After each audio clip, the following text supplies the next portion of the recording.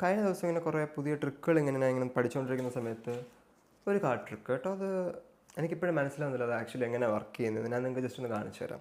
അപ്പോൾ അതിന് ഫുൾ ഡെക്കിൻ്റെ ആവശ്യമൊന്നുമില്ല, വളരെ കുറച്ച് കാർഡ്സുകൾ മതി. ഇപ്പോൾ ജസ്റ്റ് ഒന്ന് ഡെക്കിനെ ഒന്ന് ഷഫിൾ ചെയ്തേക്കാം. ഓക്കെ, നമുക്ക് അതിൽ വളരെ കുറച്ച് റാൻഡമായിട്ട് കുറച്ച് കാർഡ്സ് എടുക്കുക, അതിനെ 3 സെറ്റായിട്ട് ഇടുക.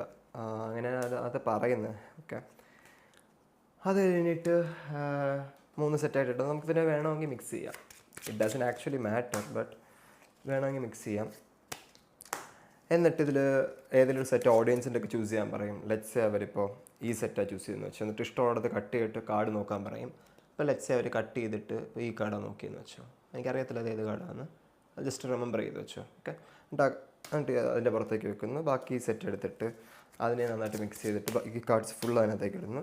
എന്നിട്ട് വേണമെങ്കിൽ പിന്നെയും കാർഡ്സിനെ ഈ പറയുന്ന പോലെ കട്ട് ചെയ്യാം. അപ്പം എന്നിട്ട് വേണമെങ്കിൽ പിന്നെയും ഷഫിൾ ചെയ്യണമെങ്കിൽ ഷഫിൾ ചെയ്യാം. ലൈക്ക് അറ്റ് ദിസ് പോയിന്റ് എന്താ പറയുക, എടുത്ത കാർഡ് അല്ലെങ്കിൽ നിങ്ങൾ കണ്ട കാർഡ് കണ്ടുപിടിക്കുക എന്ന് പറയുന്നത് ഇറ്റ്സ് ആക്ച്വലി ട്രൂലി ഇമ്പോസിബിൾ. പക്ഷേ ഈ ട്രിക്കിൽ ആ പഠിപ്പിച്ച ആൾ പറയുന്നതെന്ന് പറഞ്ഞാൽ ജസ്റ്റ് ഇമ്പോസിബിൾ എന്ന് പറഞ്ഞ് സ്പെല്ല് ചെയ്താൽ മതി നമുക്ക് കാർഡ് കിട്ടും എന്നാണ് പറയുന്നത്. I was like, I mean, it doesn't make any sense actually. But IMPOSSIBLE.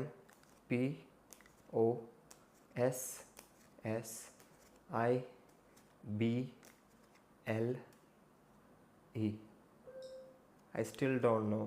I mean, how this works. It's truly impossible.